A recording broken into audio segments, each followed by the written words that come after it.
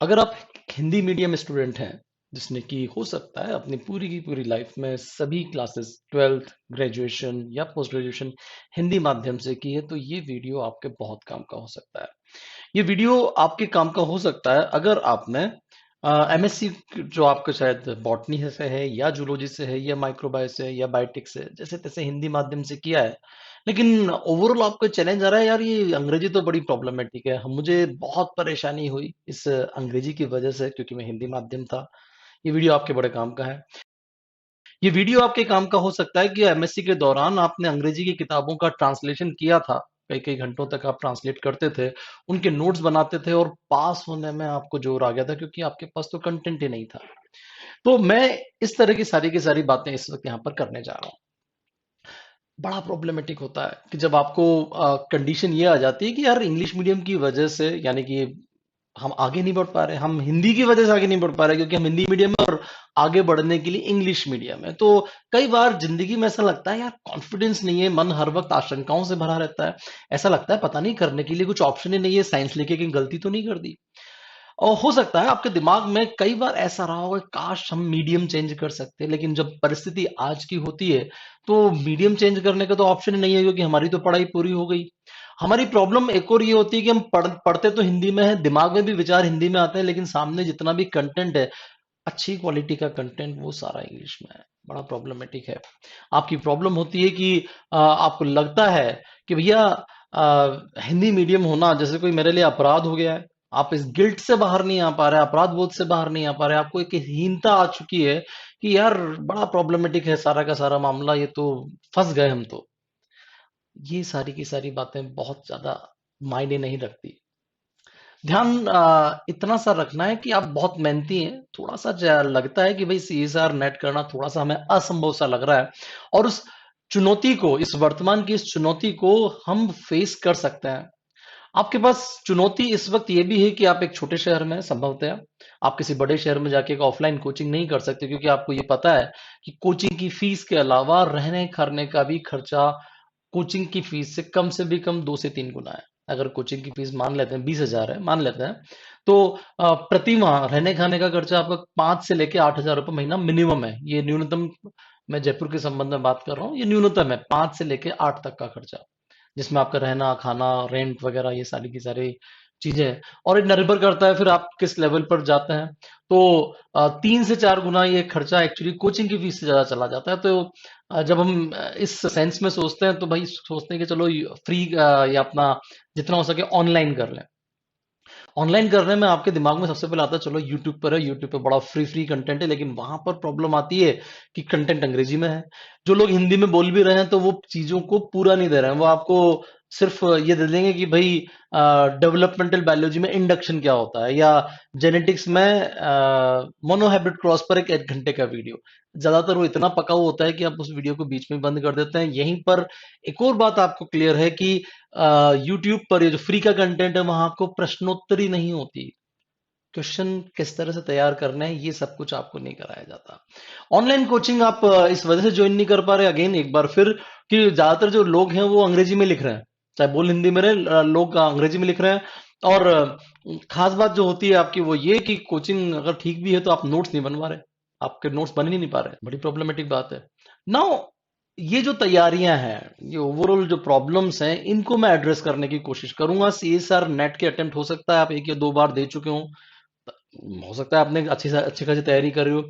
आपको पेपर देते वक्त ये लगता है कि यार ये सारा पेपर तो अपने को समझ में नहीं आता, कहाँ से प्रश्न बन गए, कैसे प्रश्न बन गए, सॉल्व करने के लिए इनको पढ़ा कैसे जाए और कौन से स्किल्स का इस्तेमाल करना चाहिए इस क्वेश्चन पेपर को सॉल्व करने के लिए। आपको लगता है कि यार हमें तो कुछ पता ही नहीं है। आप एक एक चीज से ओवरकम कर गए, पर ये दूसरी प्रॉब्लम बड़ी वाली आ रही है।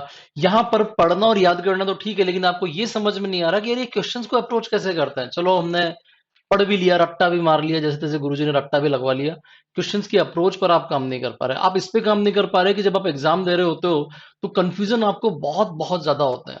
तो आपके सही क्वेश्चन भी गलत हो जाता है। नाउ आपके सामने जो डायरेक्ट चैलेंजेस हैं इस वक्त, जो मैं आपसे बात करूंगा कि मुझे कंफ्यूजिंग क्वेश्चंस और ऑप्शन पढ़ने में नहीं आते, मुझे फॉल्स, एक्सेप्ट और नॉट, यानी कि जो प्रश्न होता है उसमें असत्य क्या है, किसके सिवाय और कौन सा नहीं, ये शब्द मुझे नजर नहीं आते।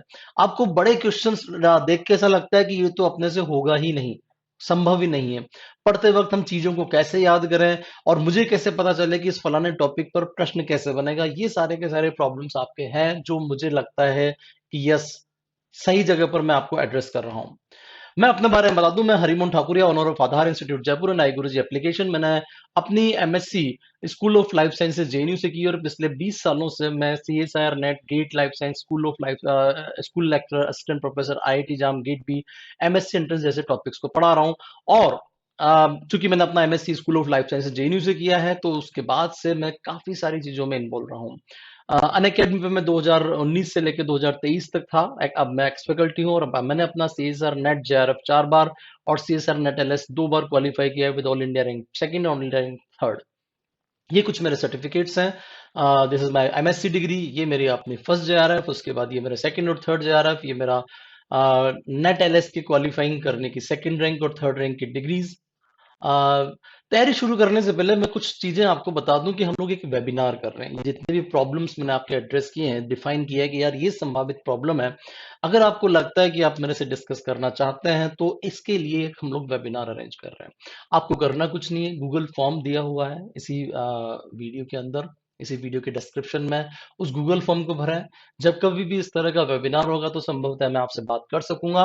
और ये जो बातें हम लोग करने वाले हैं, जितनी भी वेबिनार के दौरान हम बातें करेंगे, उनके हमारे कुछ पॉइंट्स होंगे। पहली चीज, आप जब कभी भी कोई तैयारी कर रहे हैं तो आपको डिफाइन होना चाहिए कि जो तैयारी मैं कर रहा हूं, जो whatever preparation you are doing, वो किस लिए कर रहा हूँ। मुझे पैसे के हिसाब से मैं नौकरी कब मिल जाए फटाफट से और मैं इस हिसाब से तैयारी कर रहा हूँ, मुझे एक सेटिस्फेक्शन चाहिए, साहब मुझे तो असिस्टेंट प्रोफेसर बनना है, या मुझे तो एक वैज्ञानिक बनना है, या मुझे तो स्कूल लेक्चर बनना है। आपकी ये संतुष्टि वर्क कर रही है, या आप तैयारी इसलिए कर रहे हैं कि आपको एक अच्छा खासा करियर चाहिए।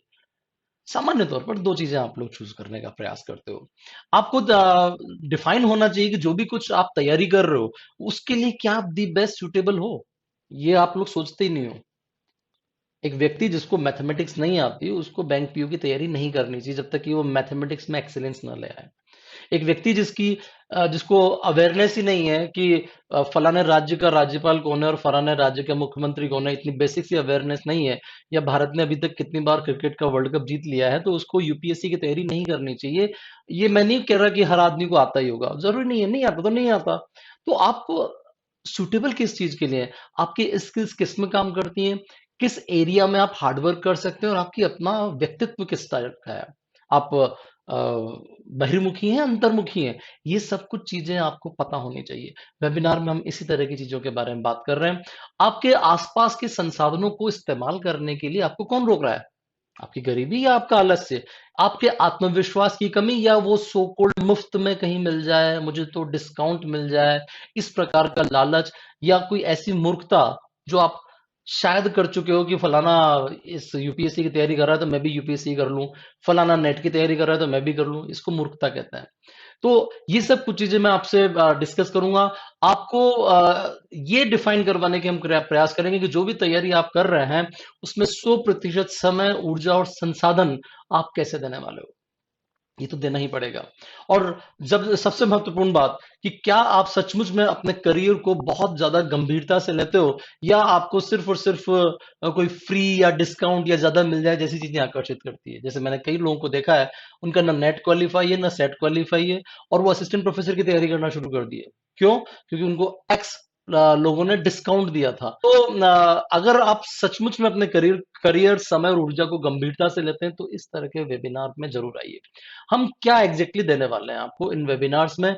हम हमारे कोर्सेज के बारे में बताएंगे, क्या हिंदी मीडियम वालों के लिए हम लोग कोर्सेज लेके आने वाले हैं, क्यों हिंदी मीडियम वालों के लिए कोर्सेज लाने वाले हैं, इसमें कंप्लीट स्टडी मटेरियल के बारे में बात की जाएगी, हिंदी का complete study material, edited recorded videos और उनके कंप्लीट लेक्चर्स के माध्यम से भी आप प्रिपेयर कर सकते हैं, उसके बारे में बात की जाएगी।